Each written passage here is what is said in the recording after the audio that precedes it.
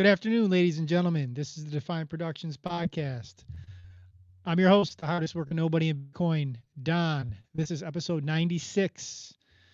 We're going to talk about a lot today. We're going to start off after the charts talking about something that's been going on in the Bitcoin community that's getting a lot of traction on X.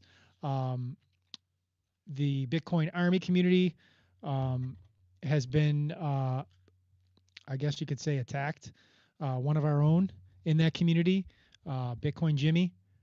He was the unfortunate recipient of a phishing attack that we're going to talk a little bit about today. I wanted to try to get Jimmy on. I did some back and forth with him on DMs earlier.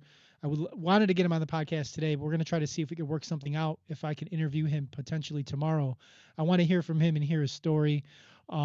It's really good for the community to hear him and hear his side, what he's going through, how it happened from him. I'm going to try to talk about some of those things with things that are online and my thoughts on that and some of the community's thoughts on that as well. First, let's get into the charts before we dive into that story. Let's take a look at what Bitcoin's doing currently at the present moment at 3:08 p.m. on the Eastern Standard Time. We got Bitcoin at 117,576.84. Yesterday, after Powell was speaking, it went from about 118 down to 115 because of the Fed things and nonsense that Powell spits out of his mouth, and the price dropped, and then it came back, and here we are sitting at 117.5. Ethereum 3,700. Looking down the top 10 coins, it looks like everything's basically except XRP. XRP is down 5.3%. Relative in Solana too, 6.7. Doge's down 10.6. So relative to Bitcoin, they're down quite a bit.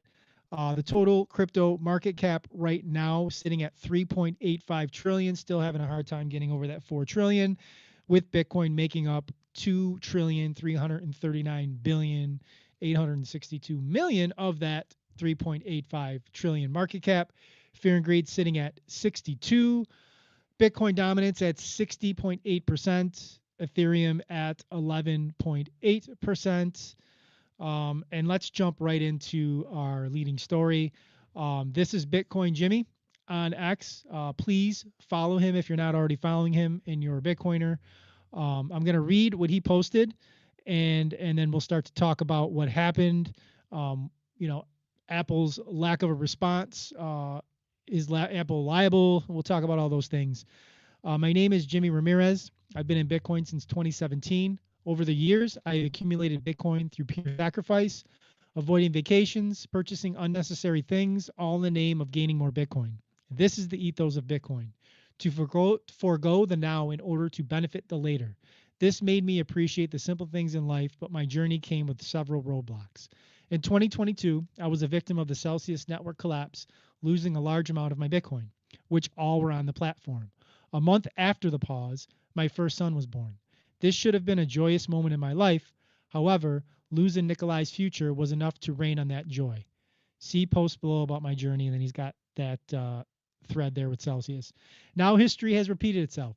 A week after my second son, Isaiah, was born, 7.40 Bitcoin, my entire life savings, was stolen to a fake app I downloaded from the Apple Store, mistakenly thinking it was linked to Sparrow Wallet. This app was a scam, designed to steal my Bitcoin, my family's future, and my peace. I'm broken, grappling with the pain I've caused my wife and kids. I downloaded an app from the Apple Store thinking it was associated with @Sparrow Wallet. Unfortunately, it wasn't. This app stole 7.4 Bitcoin, not only from me, but from my children's future. As a Bitcoiner, I'm not one to ask for help. I'm used to figuring things out. But this isn't a normal situation. This is on Apple, whose safe Apple Store allowed this fraudulent app to prey on people like me. I'm scared, but I know I'm not alone in the Bitcoin community. Our strength is in trust but verify. I'm asking for your help to fight back. Donate if you can. Every bit helps rebuild what was stolen from my son's future. And there's the address. I'm going to highlight it. I'm going to try to clip this later into an editable short too as well, so people can get on that as well.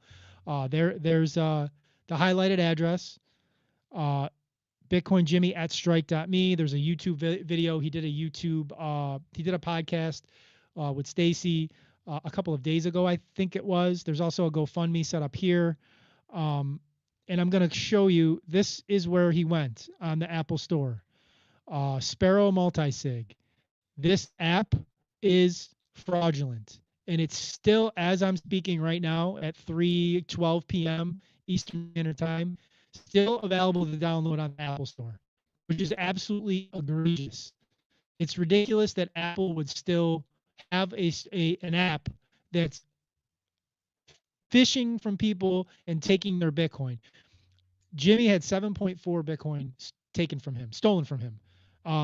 That equates to damn near seven figures of USD wealth that's been taken from Jimmy and his family because he believed what he was downloading from the Apple Store was a good product, a safe product, and it wasn't. A couple of things. I've seen a lot of hate being thrown Jimmy's way, and people who, it's easy to say from a perch of safety of what you would or wouldn't do or what should or shouldn't have been done. It's easy to say all that when it hasn't happened to you. And they were saying that it's Jimmy's fault, and that's debatable. I mean, we're all responsible for our actions, but he did what he thought was safe with what he was doing. Um, he thought he was on a device, Apple, that was providing a safe application, and obviously he wasn't. So this is a learning experience for all. A very, very, very tough, unfortunate learning experience for Jimmy. I told him personally, um, and I'll say it again on a live stream. My heart goes out to him and his family. I can't imagine something like this happening, being fished like that and losing everything that you've been saving for damn near a decade, and especially after going through Celsius, being a victim of Celsius. I was a victim of the Gemini Earn. I had some assets on Gemini Earn, but it was a couple $1,000. It really wasn't. It wasn't enough to really sway things one way or another. I got it back, which was good. So it was like found money. But I can't imagine losing access to 800 plus thousand USD value or 7.4 Bitcoin, and how that would make me feel. How he feels, you know, looking at his family, knowing that he was saving this for his family and it was their life savings. I mean, and to be those people that are talking shit to him, I don't get down with that. I'm not going to support that. People thought he was lying. People thought he was making it up. There's another thread that's going on that I saw just before we went live, where Zach XBT has done some reconnaissance work, and he's found that there's, I think from what I saw, I looked really really quick because we were preparing to go live. I think there's something like 120 Bitcoin that this wallet. I might be wrong on that, but I thought I saw 120 Bitcoin. This wallet has swiped so far from people that are going to the App Store and downloading it and using it, which is just absolutely bonkers and egregious. I know a lot of the Bitcoin Army and the Bitcoin community have been tagging Apple and the Apple support team to notify them. I actually looked up while I was preparing for this podcast. I actually looked up the Apple support number, and I was contemplating if I would call live on air the support team to notify them. But as with any support team that you call, me and Rich have been on support calls. You could be on hold for like a half an hour, and that doesn't make good content to be on hold with the elevator music, and hearing probably some guy that gets on the phone and doesn't even know what the hell you're talking about. So we're not gonna do that.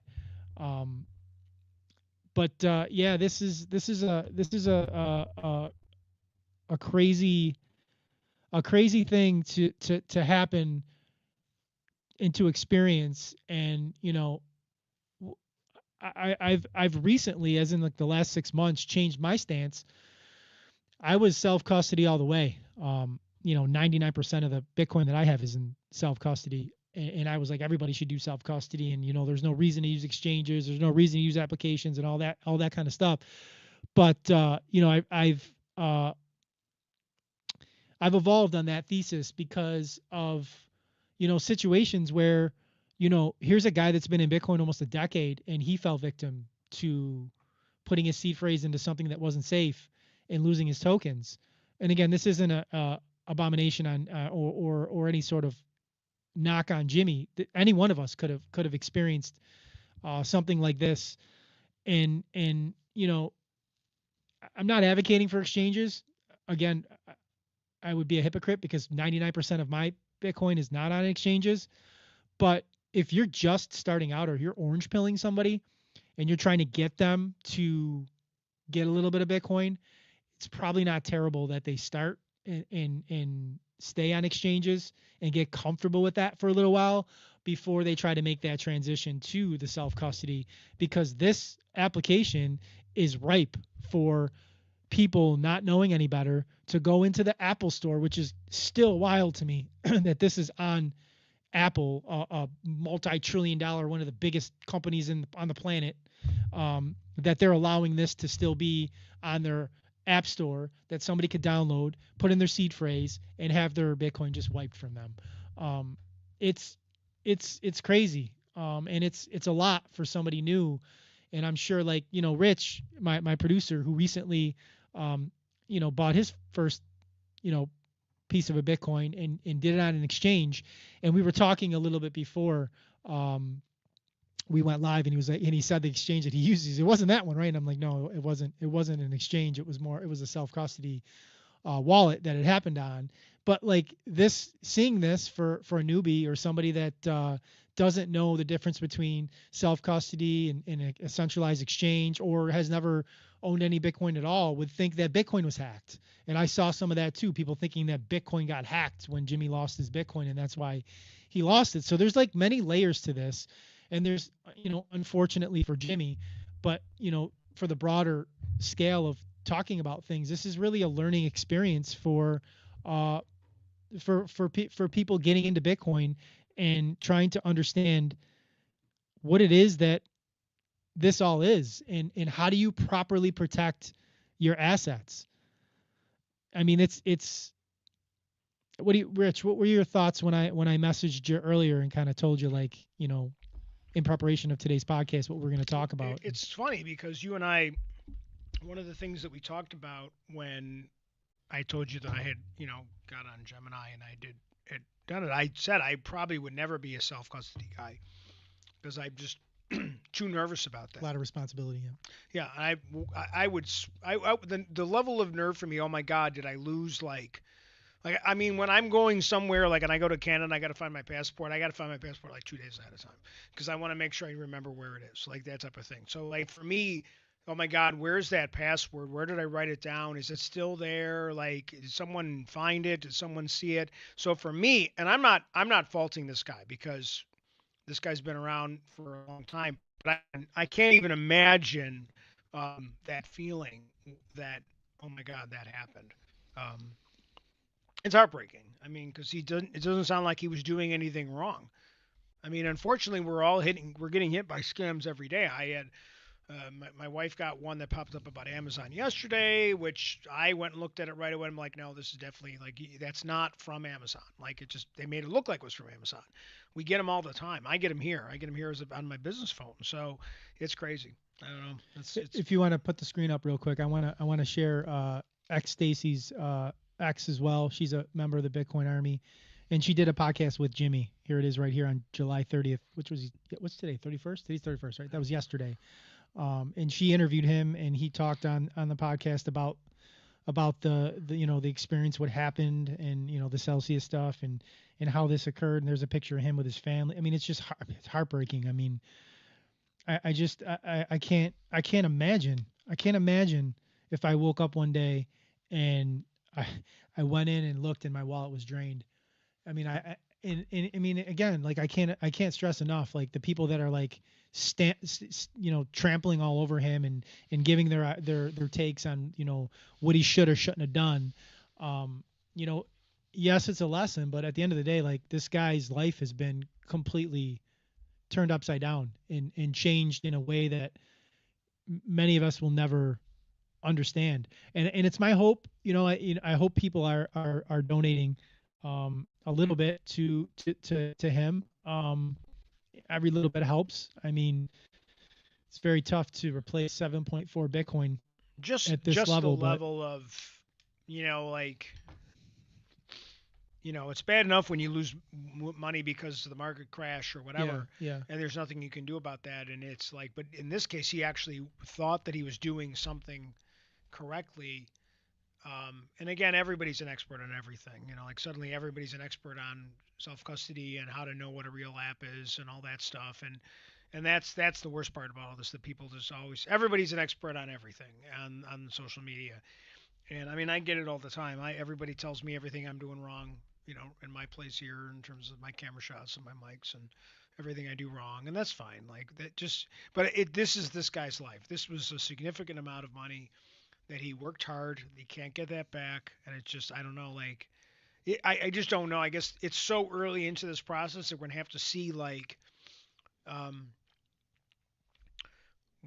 how liable is Apple and all that. Like who's liable for this? Like there's got to be, and I'm not a sue happy kind of guy, but there are times that lawsuits are the only way to to stop you from being ripped off. So I just don't know. Like I just don't know. I don't know if about this because I've never really heard of like it getting to this point where there's a that legit of a fake app on Apple.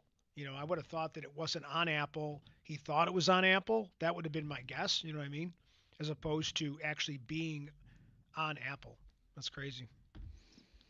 Yeah, I'm looking through some threads right now. It looks like I said, Bitcoiner AJ. I got his tweet up here. This is urgent for Bitcoin and Cash communities. In this tweet, we can shine a different light. It was a BTC Maxi. There were still friends I made that didn't block me. This is a guy that was a Bitcoin Maxi who now owns some cash. That's a separate conversation I'm not going to dive into here.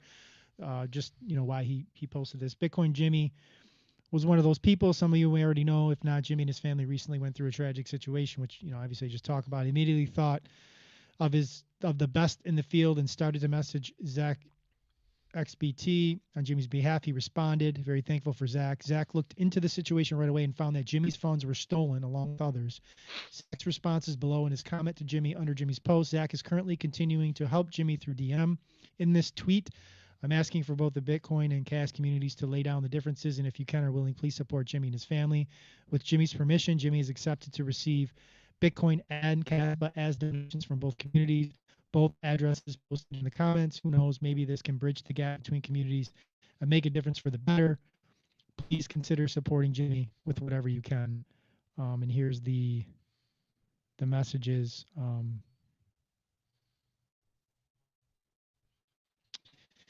Yeah, It's funny. Like I want to jump in again because, like, again, like if something happened, if somebody's kid was sick, or if somebody's house burned down, like we never like blame the dad.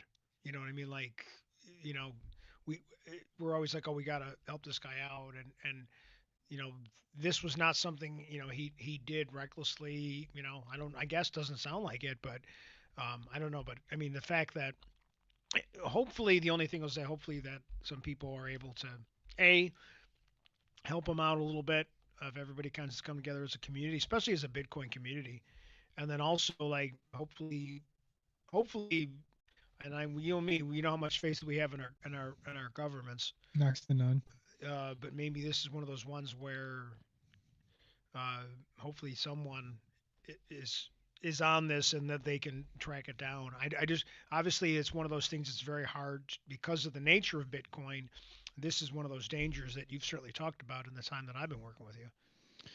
I mean, it goes back to the don't trust, verify ethos. Like Apple, one like I said, one of the largest corporations in the world, worth multi trillions of dollars. You would think that they would be able to be trusted to weed out bad actors on their application store, and it's obvious here that they're not. That it's buyer beware with Apple right? Um, I immediately thought of like if their applications in their app store are corrupted, like what else is corrupted in Apple that they're unable to stop? Like you know what I mean? Like we all got these cell phones in our pockets, and we're at the mercy of these centralized players like Apple and others that have so much control over our lives that we take it for granted and we don't recognize the amount of control that they have. Like these devices that we're carrying are like 5,000 plus points of data. There was a documentary on Netflix a while back. Social I can't remember. It's at the tip of my tongue. Social experiment maybe it was called, but it was basically like these engineers from like Facebook, Yahoo, Google, like the behind the scenes guys were like all these different 5,000 points of data that like are on every single person that we can like create an algorithm to basically just control you, get you to do what you want, get you to buy what we want you to buy, get you to think how we want you to think, get you to act how we want you to act. And this is like the very ethos of, Bitcoin, which was in that white paper of like don't trust, verify. Like there's so many things like in our life that we have no choice but to trust, right? Like if you're going to the bank for a bank loan to buy a house, like you have to trust certain things for that like one of my best friends just literally signed work to buy a house this week, so that's why it was on the top of my head. Like so he goes to the bank, he's got his guy there, his realtor, the other realtor, the lawyer, the like all these different parties that are involved that have to be holding some bearer of trust for this transaction to go through the way it's supposed to. The lawyer's got to do their job, his realtor's got to do their job, the other realtor's got to do their job, the bank's got to do their like all these parties that are involved that you have to give some semblance of trust to for you to feel like everything is the way it's supposed to be. And I'll tell you specifically that when he sat down, number one, two things were not what where he was told were going to be to start out. And I'm not going to dox him, and I don't want to. I'm not going to talk too much about it, but I'll tell you that number one, the closing costs were exceedingly higher than he was quoted, and number two, his monthly payment that he's going to be committing to for the next 30 years was higher than what he was originally quoted. So two things: you're sitting down, you're making all these decisions to go buy this house that you're going to sit down and commit yourself to for 30 years, and two big things: how much you're going to pay for closing costs and how much you're going to pay for your monthly payment are, oh, by the way, we were wrong on those two things. It's going to cost this and it's going to cost that. Sign right here, please, sir. Well, when I bought the house that I'm in currently, the realtor who owned the house was offered to be, and it was my second home, and then I purchased, and I thought I had a pretty good relationship with this person, and the person ended up, a friend of mine uh, ended up saying like, well, who's your lawyer? And I said, well, I'm using this person. He's like, but that's the person listing. He's like, dude, like, how stupid are you? He's like, you better get somebody else to look at it. So I went and, I was trying to save a few percentage by, not having to pay that 7% for the realtor and all that crap. And I did get another realtor that I had faith in. And he said, dude, um, that owner owns a ton of property taxes and you're going to be on the hook for that. And that other person knew. And then that person was all mad at me, and I was like, well, you didn't do your job, and you were actually screwing me. So no offense, like you can be mad at me all you want, but like, you tried to scam me, and that wouldn't even have been like as anything close to what happened to this guy and his family. So it is. It's one of those things like you can be a really good person. I think I'm a really good person, and I probably am pretty naive about things sometimes. And but when it comes to stuff like money, I from that thing, and that was over 20 years ago now. I'm much more nervous. I check everything. I double check any email I receive, any phone call. I never do anything that comes in a phone call. But even emails now, I'm in an email. I'm looking at the email address because my bank. I know what an email from my bank looks like, and they're gotten very good at by putting just an extra symbol or a Yeah, character in there or something just to make it look like, yeah, like you know. it's wild. Like it's like the old Nigerian email scheme. Like if you send out 1,000 emails and you get like two people to fall for it, like it makes it worth it. Yep. Like they've gotten very elaborate with their schemes. And there's a lot of people like I thought of like if the Sparrow wallet could be corrupted, like what if you like I thought of this. Like I just the first thing I thought of was like, what if you get a new phone, right? Let's say Right. you trade your phone in, you go grab a new phone, and you start downloading apps, and you're like, oh, I'm going to download my Coinbase app. I'm going to go to the App Store, download my Coinbase app, and I'm going to make sure it's on my phone, or even Right. like my Fidelity app Right. for my retire or whatever, your bank of whatever. And if that Sparrow wallet could be corrupted, why can't they corrupt any of these other apps? And then you go in there, you do your security shit, not knowing that it's not real, and then you go in there thinking you're on the Fidelity app or you think you're on the Coinbase app, but you're not, and then all of a sudden your funds are Well, hacked. and the problem is anything can be hacked. I mean, that's the thing. Anything can be hacked, and I just don't know. You know, I just don't know. Like, and that's why like there's some people that just I guess they'll stuff money in their mattress or or buy gold and they have it hidden in their whatever. But I don't know. Like, it's just kind of weird. Like, I just don't know how. And obviously, when you were first getting started on stuff, like when you first started, there really wasn't exchange or anything. There was pretty much like it was on your hard I drive, came in right? at the beginning of Coinbase. No, I missed that. I came in at Coinbase. Coinbase was Coinbase was around in 20 end of 2013 when I first got in. I missed Mount Gox by not much. Mount Gox, I believe, was already on its way out, and that was what kind of was the catalyst for the downfall of that 2013 to 2014 bear market.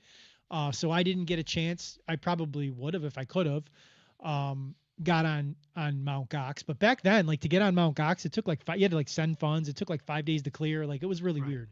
So I don't have any experience with that. I missed it. I came in, got my first Bitcoin on Coinbase in December of 2013. Because back So then, if you Coinbase could was my literally first. have your information stored on your computer and your computer would go down, Way and back at the beginning, you yeah, were mining on a personal computer yeah, because the hash power was so low that that's why like there's that story of that guy that goes to the dumpster every year to try to get his old his old hard drive because it's got like hundreds of thousands of Bitcoin on it because he mined all this Bitcoin right. and threw it out because it was worth like $10 at the time Not under mining. realizing, not Yeah, realizing that yeah, he yeah. lost access to everything. Yeah, for sure. So like, yeah, in those early days, that's what it was like. But now, like, it's so sophisticated. Like, there are like, if you go to the App Store and you put Bitcoin in the App Store, like, there's a lot of different like weird apps that come up. Some that are even like they just look sketchy. Like they just Right. look like they're a sketchy app. So like a newbie coming in is just, and that's what it is. Like again, not to disparage Jimmy in any sort of way, because in no way, shape, or form is he a newbie. And I'll be honest, I could have fell for this. Yeah. I'm not gonna play the high road card and say, oh, you can know, but no, dude, I feel like I could have Right. fell for this with my 12 years of experience in the field. If I had a wall, I don't know if I necessarily would have put that much. There's a conversation for all that, but I can't speak for Jimmy why he was doing what he's doing, and nor am I in a place to question it because Right. each man has his own reasons, does his own things, and I'm not better than any other man to question Right. their decisions or why they do things. So I'm not going to do that. You know, do you know what I do? Do you know what I I'm do just going to every? identify and say that I feel like I could have Right. fallen with 12 years of experience with the way that I hold my shit, that I could have easily had some on something, opened up a wallet, and lost Yeah. Bitcoin doing that. Well, even on my credit card, I always every year I ask for a new number. I switch out my credit card numbers every year. Do you? Every year I I've switch. never thought I of that. just I say I want to change. I'll in the beginning I would just say to them, oh, I lost the card. I would lie and say that I lost the card. I need a new number issued because I can't find that card. Now I just call them up and say I just want you to I want a new card. I'm just because that number floats around. That number gets floating around, and there's so many different devices now. You can walk through an airport or a mall, and people are walking around with card readers. So if you don't have your credit card in whatever that chip resistant thing is, people can scan your number just walking through a store. So and I've had that happen. We had our card hacked a couple times, and we went all the way to Europe. We were in Europe. We never had an issue, and then it got scanned in the Toronto airport when we got back. So I ever since then, and that was a long time ago. That was probably 6 years I ago. just close GoFundMe too. You want to put our screen there? Let's see. There's his GoFundMe. Um, and I am going to, if I did I repost it yet? I'm going to repost Jimmy's uh, tweet. So if you go to my Twitter, if you're watching this on X, I mean, hopefully everybody that's watching this is part of the Bitcoin army. They've already donated and they already did, but just in case they haven't, I'm going to repost this, so it'll be on my page reposted, where we'll have the link to his GoFundMe. It's got the link to his. It's got the his both his Strike and his Bitcoin wallet I'm address. gonna So it's I'm got gonna be everything in devil's there. advocate because I've never heard of this person before. Okay. Because there could be out there people that are saying Jimmy's lying, it didn't Verified. happen. It's been verified on chain. I I'm know I'm people were I'm just saying that. I'm not saying People were that. no I no just want to people were be, saying that. No, but I want people to be were. that guy that says I don't They believe already it. This is exist. a scam. They already exist. Yeah. People on the outset, and again, maybe it's a society that we live in, and maybe that's why you thought that too. They thought that they didn't necessarily think, but they questioned the validity. Well, But don't question, the verify. chain, yeah. Well, Don't like the good don't thing trust, about verify. Bitcoin is you can Yeah. track on chain, and they've seen his Bitcoin moving Right. already, so they saw it's been verified. I mean, Well, it's been there's so many verified. scams. Like I know someone that my mother brought my attention to something on her like church app, or she was on Facebook, on the Facebook. Church app. Well, it's not. I'm sorry, I said it wrong. Okay. It's the Facebook church the page. Facebook page for her church, Okay. and somehow someone got in there and made it look like they had posted. It was a member of the parish that my mother knew, and talking about what happened and that their house did this or something, and I forget what the exact scam was. And to my mother's credit, my mother called me up and said, like, can you look at this? And I looked at it and I was like, this kind of seems funny. I'm like, who is this? And I didn't know the person. So my mother knew the person and actually called the person up and said, did you post this? And she was like, no. So that person immediately got in. And unfortunately, some people had already kind of donated. Luckily, it was within my. Luckily, my mother's on the computer way too much. So like the scam got. But I guess that there's always a new one. There's always someone trying to figure out something new. And I don't know this person. But I'm glad that it's already been verified before, because obviously any of these things, whether it's a GoFundMe, whatever, there's just so many scams out there. Well respected guy in the Bitcoin Well, community. that's good to So hear, yeah, and I'm glad that it's yeah, verified, so that yeah, anybody's listening to this maybe didn't really know about this story. yeah. I feel like if you're in this community, there's no way you didn't know that this Let me happened. tell you, I want to shout out real quick just the Bitcoin Army community. I got into it when I joined it on X when it was like, I want to say there was a little over 1,000 people maybe in it at the time, and they're 6,000 plus. There's spaces almost every night.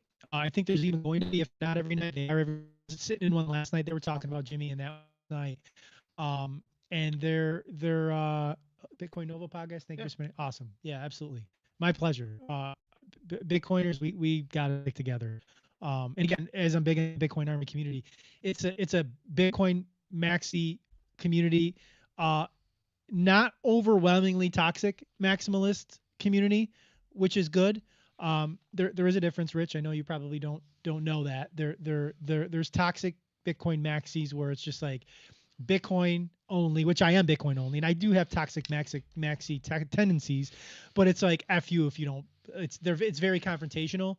And this community's not like they did a spaces a couple weeks ago on a Saturday where Caspa is another coin that's like portraying itself as like a Which better one? I'm version of sorry. Bitcoin. It's called Caspa. It's portraying itself as a better version of Bitcoin on the peer-to-peer level. Okay. And many Bitcoin or many Caspa people also own Bitcoin, to be clear, but they're saying that it's. I don't want to waste a lot Right, of time right, talking right. about it. But they hosted a spaces and like they had half the stage Bitcoin people, half the stage Caspa people, and they allowed the Caspa people to present their case. At the end of the day, the Bitcoin people were like, "We're still Bitcoin only. We don't think Caspa has whatever." But it was a very, for the most part, respectful discourse back and forth between Bitcoin people and Caspa people, which I think like the Bitcoin community needs more of. And I think for us to properly orange pill people, for us to get the message out there to people, it's got to be like packaged in a way that like people can receive it, right? You can't be like beating somebody down and say, "Hey, dickhead, you got to have Bitcoin. It's just Bitcoin, Bitcoin only. F all the other coins, you're an idiot." Like that stuff, it doesn't necessarily hit. You got to be like respectful. You got to be educational. You got to be open-minded, and you got to listen, right? The problem with all the, and again, I produce like 13 different podcasts, and everything for, Yeah. as you know, is Bitcoin to moms and Star Wars and you name it, music, football. I do a little bit of everything, and it's funny communities, how ugly communities can be, and how hateful they are because you said something wrong, or because you happen to like something that they don't like and you're just a this or a hack. And it was like, even like the one podcast, we react to videos. Like we'll watch something when it drops. So it drops at 9 o'clock on a Tuesday. We'll watch it live at 9 o'clock, and we'll have a comment, or like one of the guys will say something, and it turns out to be it was a good prediction of what was going to happen, because these shows aren't the most creative things in the world. And we will get like hammered. Oh, you guys are liars. You rewatch this so you can kind of look cool. And I'm like, or you're getting paid Disney, and I'm like, all this stuff. And I always joke at the producer and saying, like, I can tell you, like, they don't pay me all the time, so like they're not getting paid by Disney. Like, some of the guys still owe me money. So Yeah. I mean, but it's such this all this stuff. Whether I don't care whether you're on X, I don't care whether you're on Facebook, I don't care on YouTube, I don't care what you're on. It's just hurtful and hateful. I think a lot of it's jealousy. I think there are people that probably that posted things about Jimmy because they hate Bitcoin. And they're like, good. I'm glad something I happened to bet that guy. I guarantee you that there were people that Ha! saw See, you got to use the gold and the well, real estate. I've been in this community long enough to know that when somebody posts 7.4 Bitcoin, that's a big number.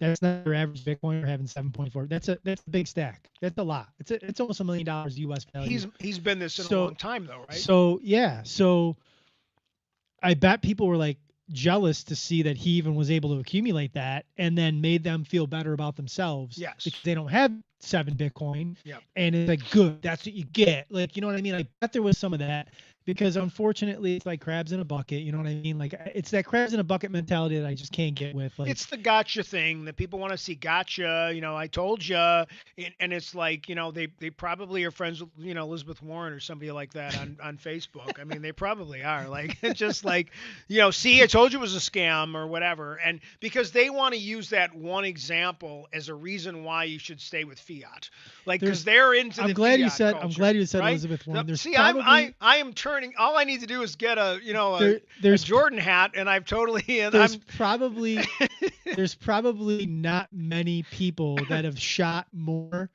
swear words at Liz Warren on X than me. and my son for I've made completely different multiple reasons. I've made multiple short videos talking shit to Elizabeth Warren. She is one of the worst vile human beings. And there's a lot of fake people in Congress that just fake it, but she's she's a horrible human being, in my opinion. Unfortunately, where those type of opportunities that don't like Bitcoin, whether it's governmental or just financial wizards, things like that, will they unfortunately? I know the answer to this question. They're going to try to use this as a reason why you shouldn't do Bitcoin. Like, that'll be a narrative. It'll be an underscore, but it'll be a narrative to try to bring down why this is where we should be moving and the types of thought processes we have to fix the money. That's an interesting thought that you just brought up. If this is picking up traction on Bitcoin X, like definitely the Bitcoin army for sure, like the 6,000 people that are in the Bitcoin army and the Bitcoin thread, like that's definitely like one of the top stories. But in the broader scope of like Bitcoin ethos or the crypto ethos, or even if this like got all the way up to like the mainstream media, if it somehow found its way there, I guarantee that you would probably be correct, and that people that don't understand this technology and don't understand Bitcoin would definitely use this as a way to say, see, this is why you shouldn't use Bitcoin. This is why you should use whatever, maybe to promote a token, or no, not even that, just to promote like some other token, or to promote the traditional finance system or gold, or whatever. That it's just I can't identify with that loser mentality. It's just a loser mentality. Like when you're not willing to learn, when you're not willing to listen, like that's just a loser mentality. And I think like this community that Bitcoin is creating for us is an opt out of that mentality. I don't understand how people can root for failure for other people. And it's not like, if you want to root for the failure, if you don't like the Kansas City Chiefs or something, sure, we'll go ahead, it's a sports. But to root for something where people's financial, is in there, like, you don't root against these other things. You just call them for what you think they are. You don't hope for these things to collapse. You kind of believe the ones that are going to collapse because you don't have any faith that they're real things. There's a comment. Bitcoin Nova podcast. We're making moves. The fake. My eyes are. Yeah, please. We're making moves. The fake Sparrow Wallet app was just removed from the Apple Store. Someone's awesome. So I got we're breaking news right in the middle of the podcast. Yep. We got the fake Sparrow Wallet that Fish Jimmy is now out of the Apple Store. That's huge. That's the voice. That's the Bitcoin voice. That's Bitcoiners screaming on Twitter, capital letters maybe, that this happened and that we're not going to stand for it, and somebody at Apple seeing that and removing it. Well, that's good. Now that means that nobody else moving forward can fall victim to that. Because it seems unfortunately, like Jimmy's not the only one. I'm sure he wasn't the only one that downloaded that. That's what I'm saying. It seems like he ain't. He's just when the you one that looked came at the forward. thing, when you saw it on Apple, did you happen to notice like sometimes you can see stats? When I saw this, did for it the have first any time, like? I went to not Apple that it wouldn't necessarily be accurate. and I put in Sparrow Wallet just to see, and I obviously didn't click on it or anything, but it comes right up and it just looks like. I'm just wondering. Sometimes you can see a number of how many users it had. I'm just wondering, like on that screenshot that you had on the computer, because was it still on the? I'm wondering if you could tell on the X post that you had. I think I clicked off. If it had like, you probably did, but if it was there before. Yeah, I'm just wondering. I mean, I don't know. I mean, it doesn't really matter, but hopefully other people immediately like deleted it and deleted their information. And that would be one of those things. I'd be so scared. I wouldn't even know how to do it quickly. I just how do I take it? I just searched it on the App Store and it's gone. How even if you were in a thing like that, how do you? I mean, it's almost a rhetorical question because you almost can't. Like, how do you get your info out of there quickly? So I'm gonna do while we're on the air. Let me just do this real quick. I'm sorry. I'm gonna answer your question. I just wanna. No worries. I wanna.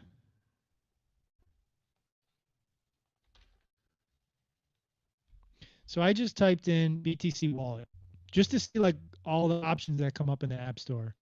So you got as an ad Exodus Wallet, Bitcoin.com, Toro, Bitcoin Wallet, Coinbase,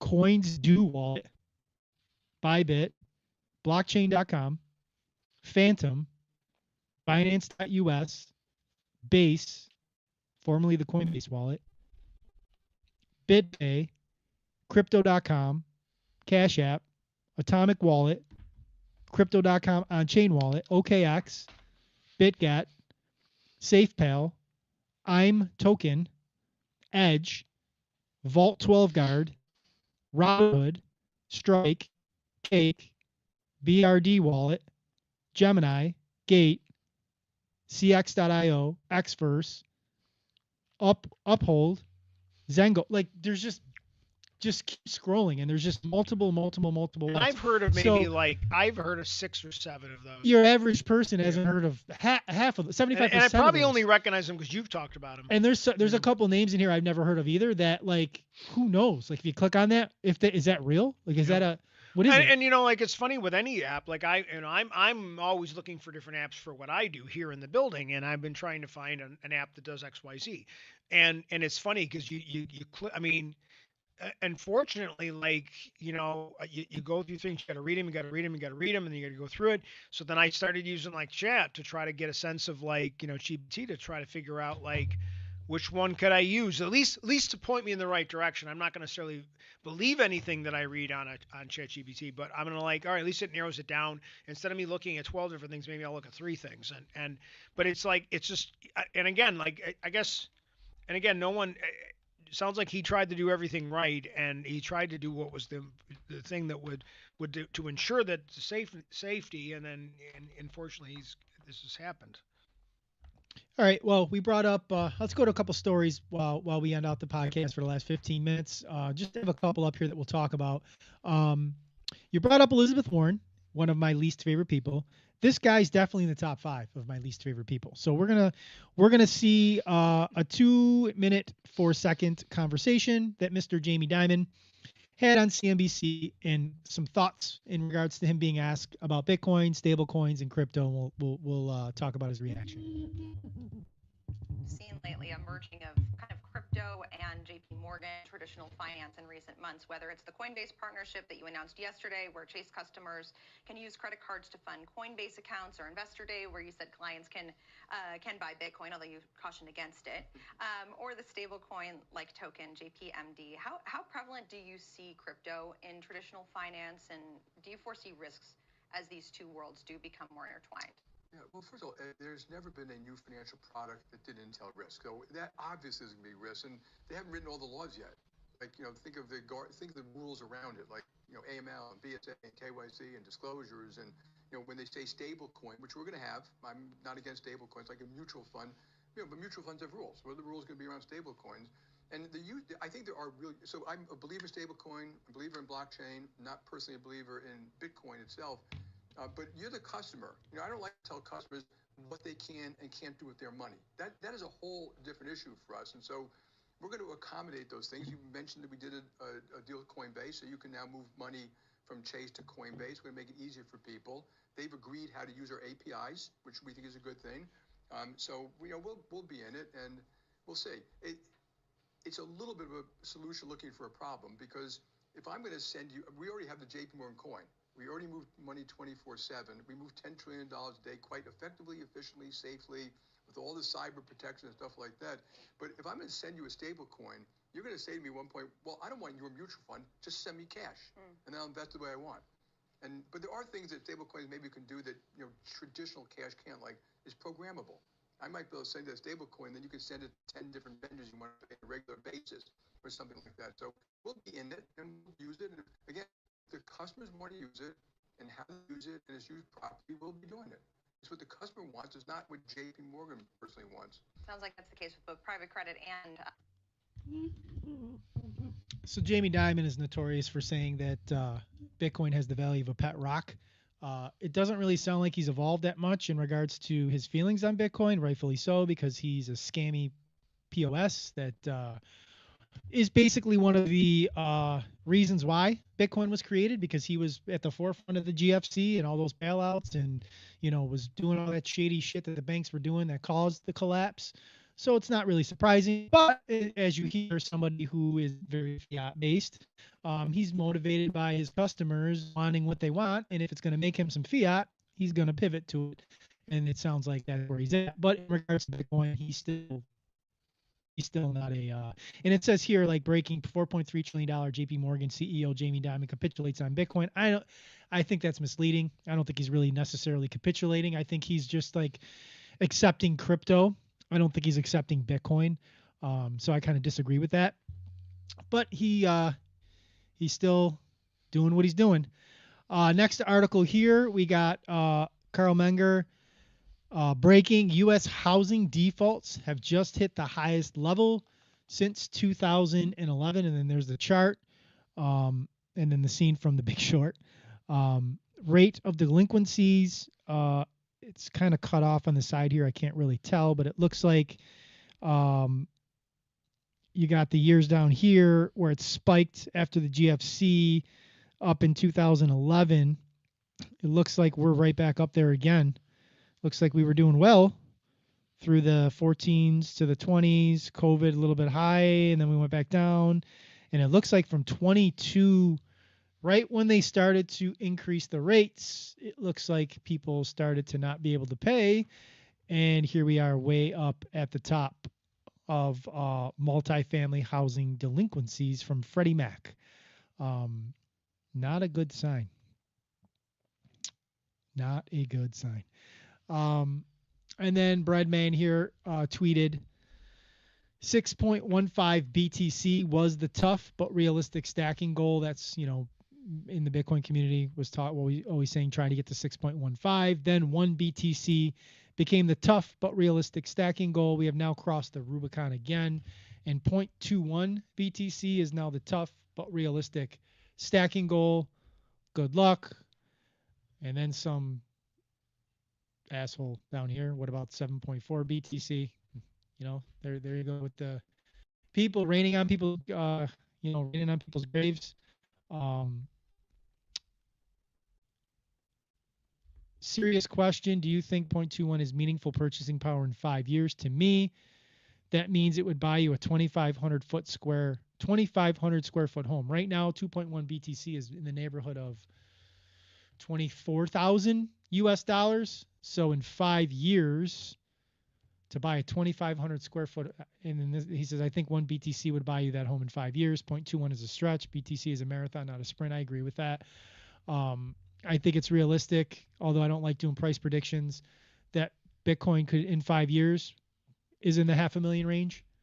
Obviously from the low end to the high end, maybe, between 200,000 to 500,000 or 600,000 ish potentially, depending on a number of different factors. Right now, the average home in the United States, I think, is 450,000. So in the next 5 years, you could see that number going up to 6.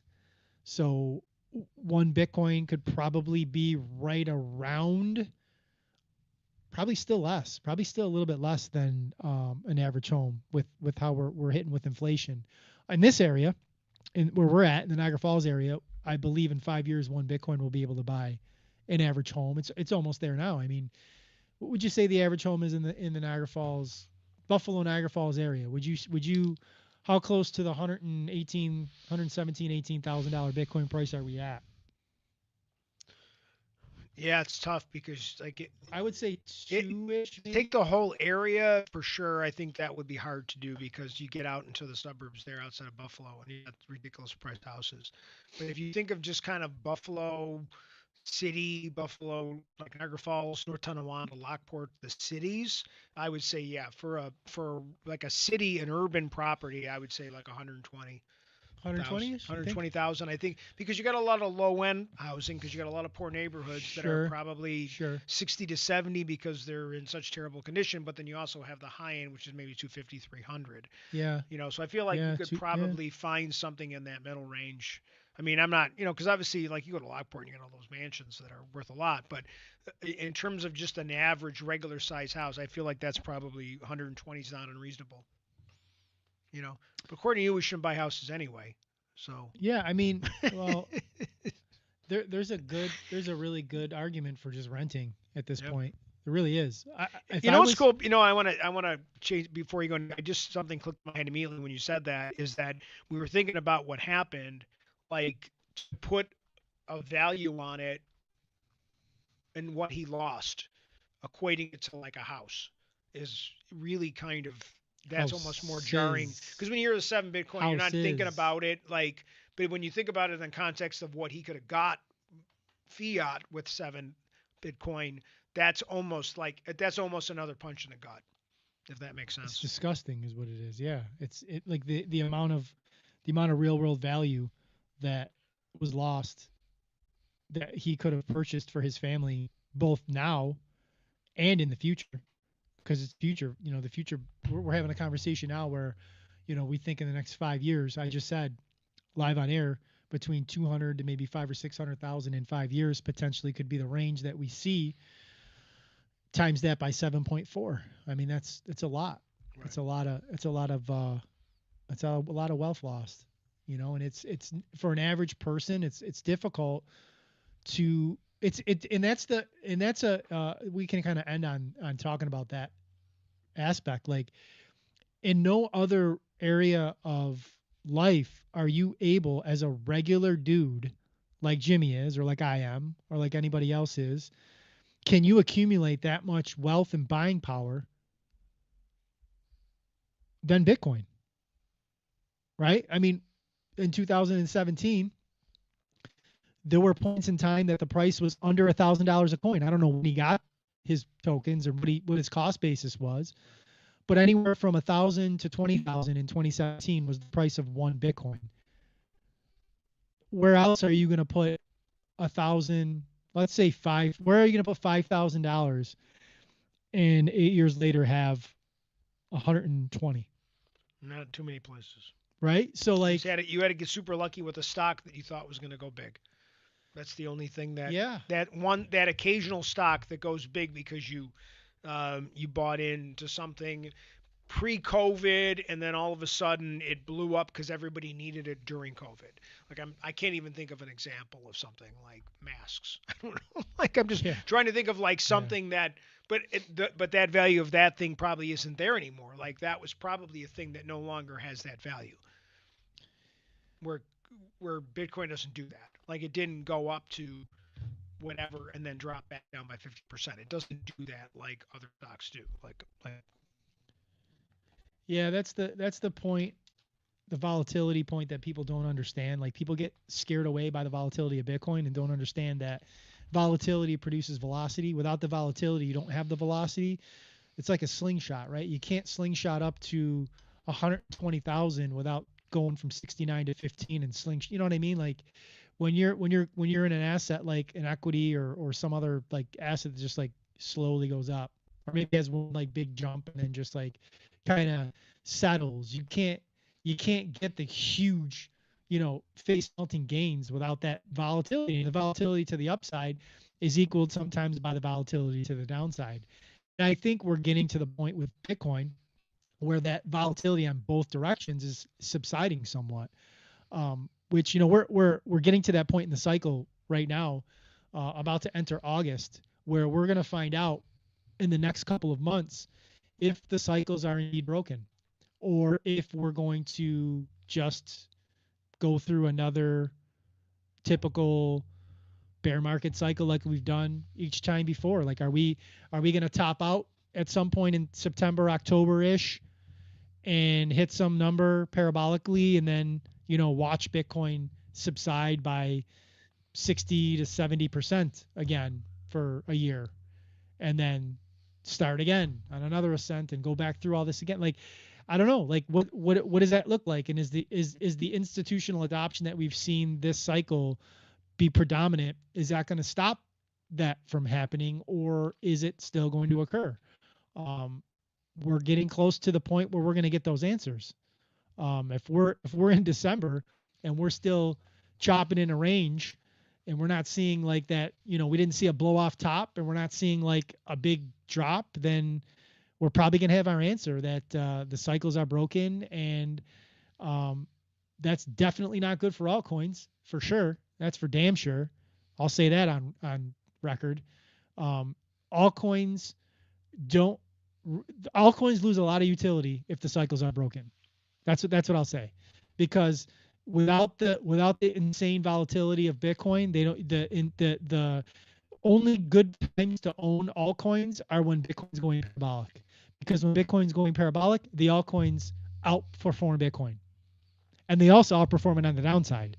And that's the problem, is you're trying to time shitcoin X is doing a 10x when Bitcoin's doing a 2x, but you hold on too long, and then when Bitcoin goes down 70%, altcoin goes down 99%, and then you're round tripping your bags. That's the danger. That's the volatility.